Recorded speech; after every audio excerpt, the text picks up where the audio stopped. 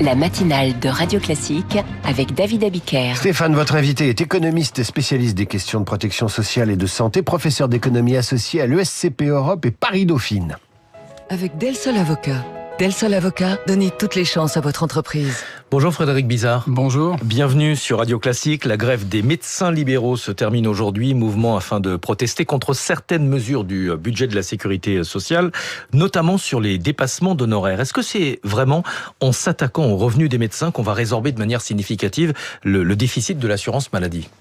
Je crois qu'on prend le problème du mauvais bout. Et en fait, ce qui vient d'être dit sur les médicaments, la question de la médecine libérale, et on pourrait en prendre d'autres, c'est le nom de quoi ?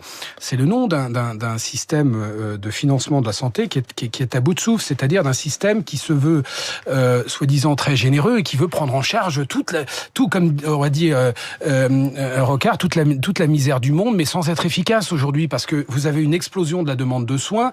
Ça, c'est la source de tout ça, c'est la même, c'est-à-dire que vous avez une prise en charge de l'assurance maladie qui est passée de 75% de l'ensemble des dépenses de santé à 80%. C'est pas que le cas des médicaments où c'est passé de 80%. Pourquoi ? Parce que vous avez une très forte hausse de la prévalence des patients ALD qui sont aujourd'hui 14 millions. Ils étaient 10 millions en 2010. Et il y en a 400 000 de plus par an. Donc, tant qu'on ne s'attaquera pas à la source du mal, c'est-à-dire à la dégradation de l'état de santé, c'est-à-dire à un vieillissement en mauvaise santé, ce que l'assurance maladie n'a pas l'air de vouloir voir, mais c'est pas simplement un problème d'assurance maladie, c'est un problème politique derrière ça. Donc, le résultat de ça, c'est qu'il faut faire des choix. Quel est le rôle, quelle est la mission de l'assurance maladie ? Que doit rembourser l'assurance maladie ? J'ai un petit désaccord avec Étienne Lefebvre d'avant, c'est que l'idée, c'est pas de se dire il faut que l'assurance maladie soit un peu partout et qu'on mette des franchises partout pour qu'elle rembourse tout, mais mal tout. C'est de faire des choix de sélection de ce qui doit être remboursé. Est-ce que la médecine libérale doit être remboursée par l'assurance maladie ou par les mutuelles ? C'est un choix. Est-ce qu'on veut que ce système soit solidaire ou pas ? C'est un choix politique. 17,2 milliards d'euros pour le déficit de l'assurance maladie en 2025. Le chiffre est absolument colossal. Vous dites qu'il faut sélectionner ce qui doit ou pas être remboursé, mais est-ce que les Français sont prêts à l'accepter ?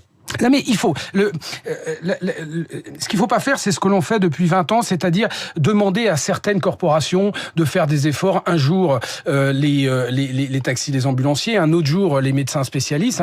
Il faut avoir une vision politique globale et expliquer ce que je viens de vous expliquer, mais qui doit basculer dans un système tout autant solidaire et efficace. Mais de savoir ce que l'on doit.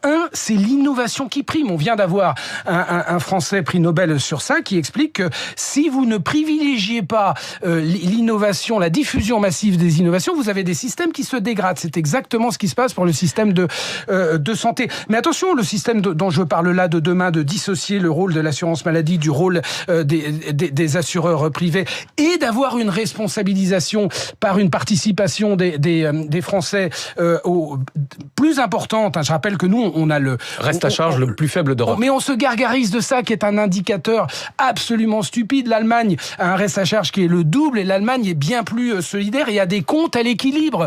Est-ce que vous savez quel est le médicament en volume le plus remboursé ? C'est le Doliprane qui vaut 2,18 € et qui est remboursé 65%, tout dépend des patients, mais on va dire chez beaucoup de patients, 65% par l'assurance maladie et 35% par les mutuelles. Est-ce bien sérieux ? Ce système, ce futur système, il doit être solidaire parce que 20% de la population ne doivent pas avoir de reste à charge. Ceux-là, il faut les protéger. Ceux qui n'ont pas les moyens de payer sur... Mais tous les autres, il faut qu'ils soient protégés lorsque les dépenses sont très élevées, comme les médicaments coûteux, comme les dépenses à l'hôpital, comme les dépenses des spécialistes libéraux du bloc opératoire. Mais le reste, il doit y avoir une participation financière. Sinon, le système implose. Les 17 milliards dont vous parlez, ça sera demain 20 milliards. Et on voit bien que la loi de financement de sécurité sociale, à moyen terme, à 2029, n'est pas capable de rétablir la trajectoire. Vous dites Frédéric Bizard, il faut favoriser l'innovation. Aujourd'hui, on a le sentiment que la France n'a plus accès aux médicaments les plus innovants. Je vous donne un chiffre. 40% des médicaments innovants lancés sur le marché européen ne sont pas aujourd'hui disponibles sur le marché français. Mais ça, c'est la conséquence de notre déficit ? Oui, là-dessus, comme souvent, les extrêmes ont raison sur le constat, mais pas sur les solutions. Trump a raison, nous sommes les passagers clandestins du financement de l'innovation en Europe. Et l'Europe est le passager clandestin des États-Unis. Les États-Unis payent pour nous très cher l'innovation et nous en bénéficions. Mais nous sommes le passager clandestin de l'Europe, puisque nous avons des médicaments qui sont le moins coûteux. Et c'est là où il y a eu un contresens de l'analyse de ça de la part de l'assurance maladie et qui entraîne un contresens assez général de l'opinion publique. C'est dire, mais nous avons des médicaments trop chers.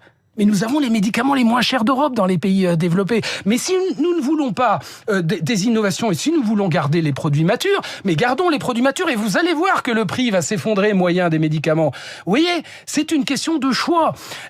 Donc, il faut absolument restructurer l'ensemble de ce système de financement de l'assurance maladie en redéfinissant le rôle de l'assurance maladie, en redéfinissant ce que doit financer l'assurance maladie. Est-ce que l'assurance maladie doit financer 94% les transports sanitaires comme aujourd'hui? Est-ce que vous pensez que c'est le cas? C'est-à-dire doit rembourser dans 90% des cas des transports sanitaires qui n'ont absolument aucune raison d'être collectivisés, d'être socialisés. Non, mais c'est pas la peine de jeter la pierre aux ambulanciers et aux taxis qui ne font qu'appliquer la règle. Frédéric Bizard, il nous reste peu de temps. Est-ce que la France doit améliorer l'efficacité de son système de santé?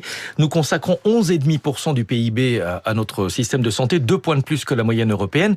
Est-ce que le système de soins français coûte plus cher à traitement équivalent que les autres systèmes en Europe? Oui, il coûte de plus en plus cher tout en étant de plus en plus inefficace. C'est ça le problème. Donc j'ai parlé du problème de gestion du risque où il faut aller en amont, il faut avoir une vraie politique de santé publique qui réduise. Vous savez, c'est comme tout à l'heure j'entendais les questions sur l'obésité. Nous n'avons pas de politique de santé efficace quand vous n'allez pas sur l'origine du flux. Comment est-ce que je peux maintenir en bonne santé la population du plus? Donc ça, c'est une politique de santé publique qui n'existe pas en France. La deuxième chose, c'est rendre le soin plus efficace. 2/3 des dépenses d'assurance maladie, c'est la gestion des patients avec des affections de longue durée, ce qu'on a parlé. Il n'y a aucune organisation des parcours. On a encore un vieux système qui gère des soins ponctuels, qui ne gère pas une vision de parcours. Donc il faut, par exemple, mettre un contrat thérapeutique avec une vision de parcours global, d'évaluation annuelle des parcours et d'optimisation de ce parcours-là. Il faut un coordinateur, il faut utiliser ces nouvelles technologies, l'IA, pour assurer qu'on a bien une bonne gestion des ressources,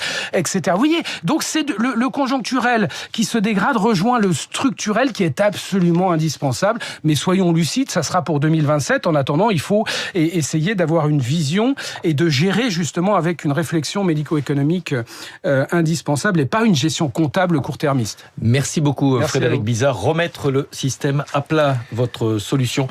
Frédéric Bizard, économiste spécialisé dans la santé et la protection sociale. Merci à tous les deux. Stéphane, à demain pour la matinale de l'économie à 6h avec vos invités et vos chroniqueurs. À suivre, et si on parlait français, avec Karine Dijoux, suivi des coulisses de la politique, Marcelo Westfred dans le secret des derniers jours d'Anne Hidalgo à la mairie de Paris. Radio Classique.